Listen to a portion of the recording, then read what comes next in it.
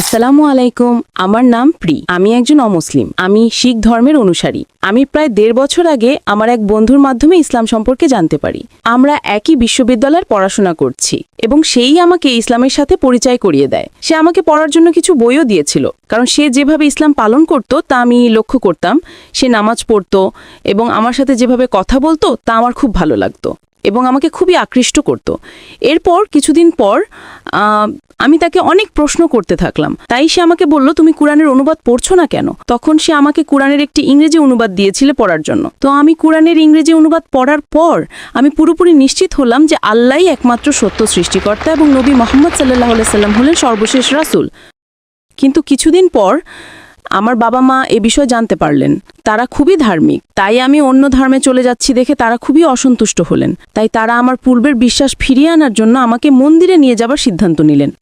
যদিও আমি তাতে খুব একটা খুশি ছিলাম না, কিন্তু আমি আপত্তি করতে পারিনি, কারণ আমি আপত্তি করলে তারা আমাকে বকাবকি করতেন, গলার স্বর উঁচু করতেন এবং আমি তাদের সাথে ঝগড়া করতে চাইনি। তাই আমি রাজি হয়েছিলাম, কিন্তু আমি সেটা মন থেকে করিনি।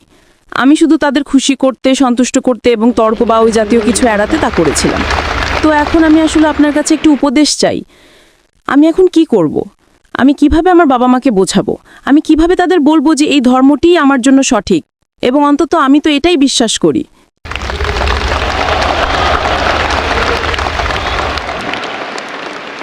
বোন একটি প্রশ্ন করেছেন যে তিনি গত ১.৫ বছর ধরে ইসলাম নিয়ে পড়াশোনা করছেন এবং তিনি এর শিক্ষাগুলো পছন্দ করেছেন। তিনি কোরআন পড়েছেন এবং নিশ্চিত হয়েছেন যে ঈশ্বর একজনই এবং নবী মুহাম্মদ সাল্লাল্লাহু আলাইহি সাল্লাম হলেন সর্বশেষ রাসূল। পরবর্তীতে যখন তার বাবা মা জানতে পারলেন, তারা তাকে মন্দিরে ফিরিয়ে নিয়ে গেলেন এবং যদিও অনিচ্ছাকৃতভাবে তাকে তার বাবা মায়ের কথা মানতে হয়েছে, তিনি এখন জিজ্ঞেস করছেন, আমি কিভাবে আমার বাবা মাকে বোঝাতে পারি? বোন, আমার একটি লেকচার আছে এবং একটি বইও আছে যার নাম concept of God in major world religions, বিশ্বের প্রধান ধর্মগুলোতে ঈশ্বরের ধারণা। সেখানে আমি মাত্র 4টি ধর্ম নিয়ে কথা বলেছিলাম: হিন্দু ধর্ম, ইহুদি ধর্ম, খ্রিস্ট ধর্ম এবং ইসলাম ধর্ম। আপনি যদি আমার এই পুরো লেকচারটাই দেখেন তবে সেখানে শিখ ধর্মও অন্তর্ভুক্ত আছে। বোন, শিখ ধর্ম হলো এমন একটি ধর্ম যা 1500 শতকের শেষের দিকে পাঞ্জাবের মাটিতে এসেছিল। এটি গুরু নানক সাহেব গঠন করেছিলেন এবং পণ্ডিতরা বলেন যে এটি হিন্দু ধর্ম এবং ইসলামের অনেক শিক্ষার সংমিশ্রণ। এটি 10 জন গুরুর ধর্ম এবং আপনি যদি শিখ ধর্মে ঈশ্বরের ধারণাটা পড়েন, যদি আপনি তাদের ধর্মগ্রন্থ পড়েন, তাদের প্রথা নয় বরং তাদের টেক্সট বা গ্রন্থ, যদি আপনি গুরু গ্রন্থ সাহেব পড়েন, যদি আপনি প্রথম অধ্যায়ে জাপুজি পড়েন, সেখানে দেখবেন প্রথম শ্লোকে বলা হয়েছে যে তিনি সত্য, তিনি জন্ম নেননি এবং তিনি সর্বশক্তিমান, সকল ভাবের থেকে মুক্ত এবং সকল কিছুর ক্ষমতার অধিকারী এবং তার মতো আর কেউ নেই। জাপুজির এই অংশের সাথে সূরা ইখলাসের খুব মিল রয়েছে, যা আমি বলেছিলাম।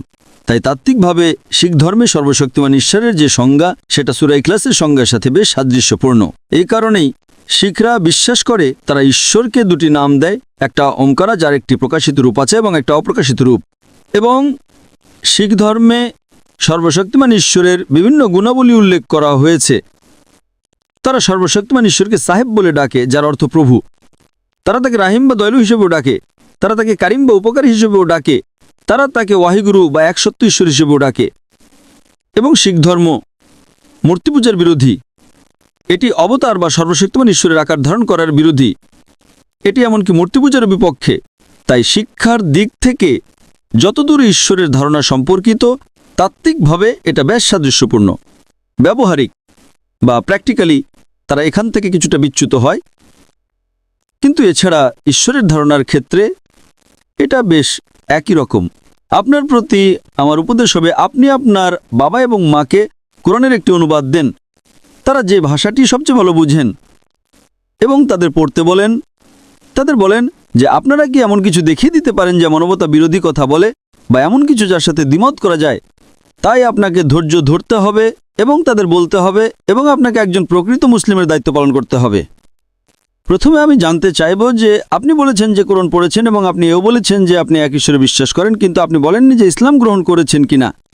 কিন্তু এক ঈশ্বরে বিশ্বাস করে, মূর্তি পূজা ভুল জেনে এবং নবী মুহাম্মদ সাল্লাল্লাহু আলাইহি সাল্লামকে বিশ্বাস করে আপনি ইসলামের গণ্ডির মধ্যে প্রবেশ করেছেন, কিন্তু আপনি আনুষ্ঠানিকভাবে গ্রহণ করেছেন কিনা সেটা জানি না।